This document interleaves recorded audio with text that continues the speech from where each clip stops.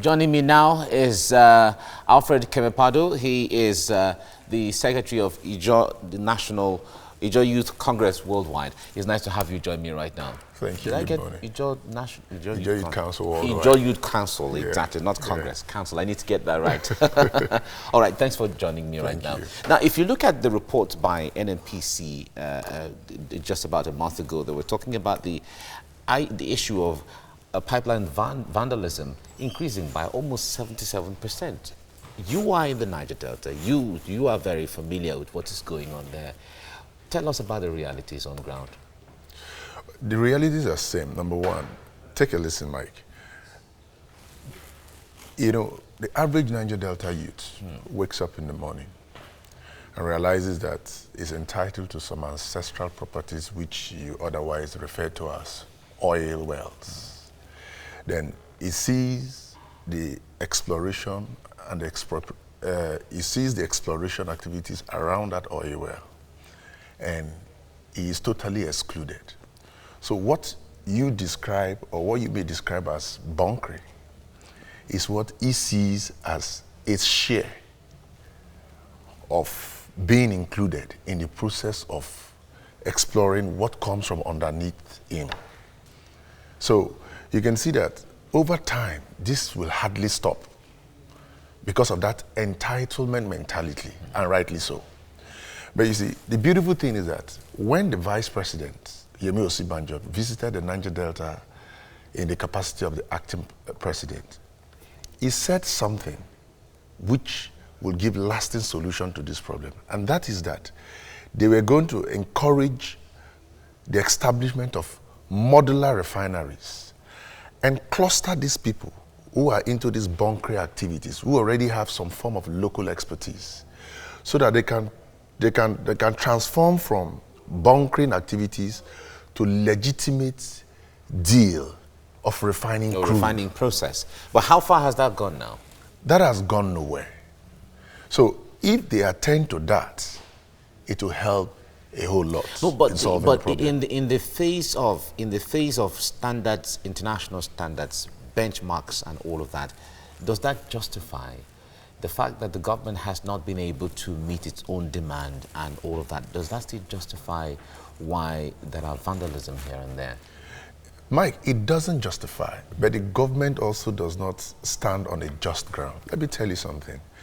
The recent reports by OPEC, Organization of Petroleum Exporting Countries, shows that Nigeria spends about $54.6 billion importing crude products. That's an equivalent of about 19 trillion Nigerian naira. So what that simply means is that why has the federal government not upped their game to establish these modular refineries that will not just take these boys off the vandalization of these properties, which they are all so casualties of because of the degraded environment? Why is the federal government not establishing these modular refineries, which will create jobs, stop the flight of a 19 trillion naira to another country, and also sanitize the environment? All right, let's talk, before we go now, let's talk about the issue of the amnesty program, which a lot of Niger Delta youths are still benefiting from and all of that. How about you? It was that kind of arrangement to say, okay, let us take these people off the creeks and then send them on training across the world so that when they come back, they become useful so that we can prevent the issue of vandalism. How is that helping right now? Now, it comes back to what we're saying, that the federal government is not sincere with the total implementation of the programs and the related programs. But monies are still being paid to the amnesty. No, the monies that are paid to the beneficiaries in the form of stipend is not as important as engaging those the program has trained to become engineers, pilots, and all professions, like the oil industry. So what we should have been talking about now is the engagement of those trained, not just only by the amnesty program, but other programs, in refining this crude and creating more jobs even for Nigeria. All right. Alfred Kemepado, thank you very much for coming on the program right now. Thank you. Joining me now is Alfred Kemepado, Secretary General, Ijaw Youth Council Worldwide. Thank you for joining us on TVC Breakfast. Now, one begins to wonder, year in, year out, we get these reports of pipeline vandalism, especially in the Niger Delta, and you look at the amount that has been channeled into that region, and seeing also that that is what brings or produces or generates rather 90% of Nigeria's revenue. One wonders, do the people really understand how critical these assets are to the nation and that they should actually be safeguarding it? Yeah, the people understand. It's actually it's the federal government that is not sincere about solving the problem. When you say the federal government is not sincere, how do you mean? You know, there are different approaches to solving problems all over the world. Absolutely. One of the ways I had proposed was what the acting president said: deploy the modular refineries and get some of these people who are involved in these illegal activities to get legal about their activities, which is not different from what we have in the north, where they give people mining licenses for gold and other stuff, you understand, which will contribute to the economy.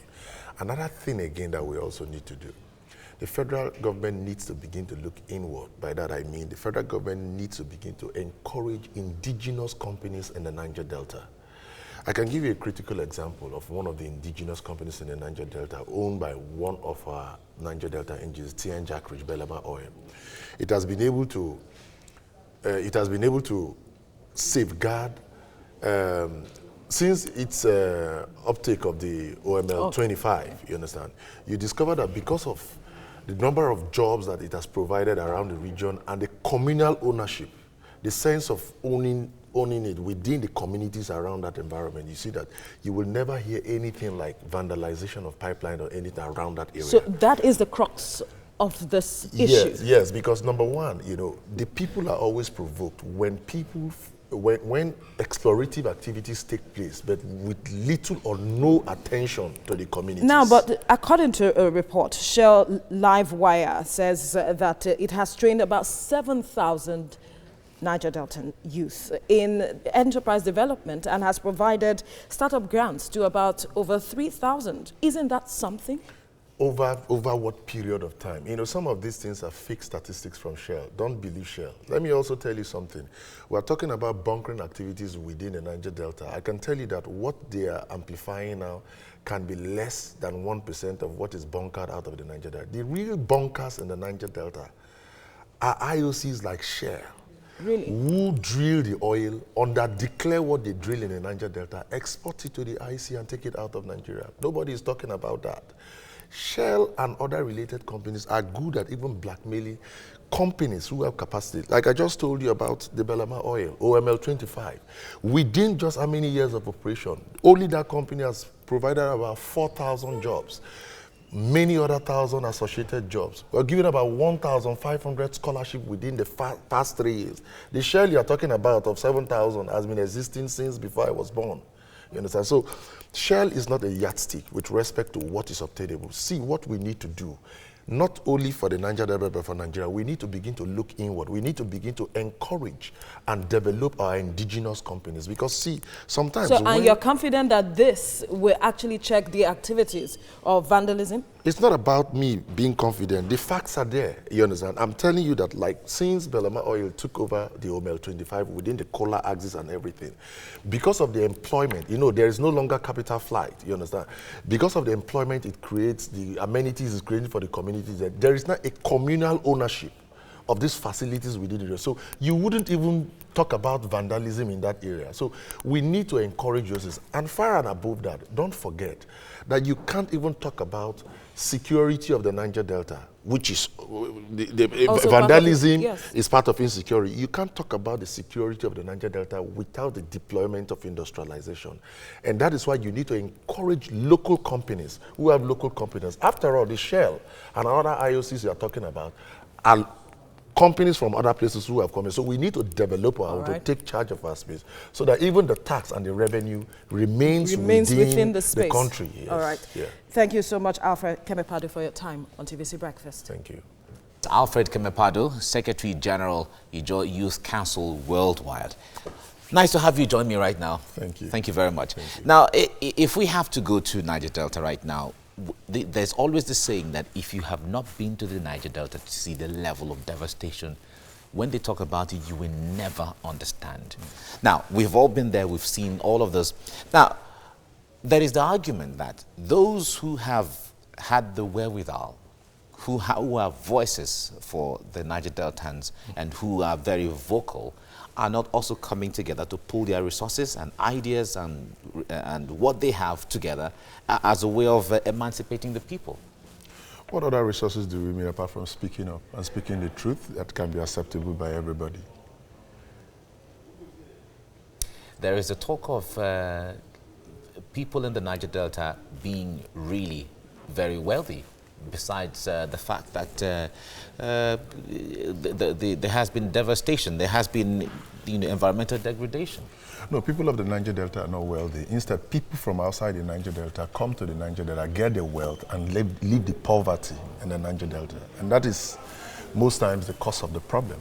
So what we have always advocated is the inclusion of the people of the Niger Delta, especially those who have expressed capacity. There are a lot of Niger Delta that have expressed capacity. Encourage them, facilitate them to be inclusive in the oil industry. How much are the governments within the Niger Delta doing when it comes to state government and all of that? No, the state governments can just do little because all of this is within the purview of the federal government. And what the federal government is currently doing with respect to pipeline vandalization and other things. Number one, let's not also forget that most of these equipments owned by these oil companies are obsolete. And they have not been able to maintain these equipments over the years because of their sharp practices. Also, there is also this argument that people connive with some of these people in these oil firms, go around, destroy these pipelines, which now becomes a form of contract or job to their proxies within the oil companies. There are also those arguments. But the one that we see every day, which you may want to describe as wealth, is filthy wealth. By that I mean, instead of this oil multinationals and even the federal government to come with an inclusive approach, what they do is, over time, they raise warlords in the Niger Delta in the form of giving them what they call security contracts to guide pipelines. And actually, they raise money into this kind of ventures and indirectly or directly raise militias. But isn't that a function of the negotiation to say, okay, if for us to lay down our arms, these are some of the X, Y, Z that has to be done so that is that not part of the inclusion? Very disrespectful for them to have thought that way. Let me tell you something. The oil belongs to the Niger Delta. Like I keep advocating. It belongs to Nigeria. It's in the Niger Delta. First, the gold in Zamfara, nobody has said it belongs to Nigeria. People have been mining it there with some licenses. Illegally. Oh, so they have been doing it there. Let's not go into that. All right. What we're saying is that what they need to do, you know, it's not to per se encourage these pockets of violence and cause the distraction. We're talking about the inclusion of the people. But instead, what they do is, like you talked about the filthy wealth, they now raise the security contracts, and that the people of the Niger Delta are only good for surveillance of the pipeline. What it means is that it's like making you a megad in your own house, which means they are not good. They are not good to own the pipelines and the OMLs. So what we are advocating for, and one of the things that will create lasting solution to this problem is that as Nigeria and other Nigerians take a share of their wealth in the meantime, most of these licenses and OMLs and others should also be awarded to people of the Niger Delta, so that there will be a communal ownership of this operation, so that it becomes a joint operation. You understand? By then, nobody needs to guide any pipeline, because just like the examples I gave, you will see that people from the Niger Delta will begin to directly responsible to communities. They begin to give scholarships. If a particular company is operating within this region and is giving scholarships to the communities, they're providing the amenities that are needed and everything. Who will go and bust the pipelines? All right. Alfred Kemepado, thank you so much for coming on the program. Thank you. Thank you.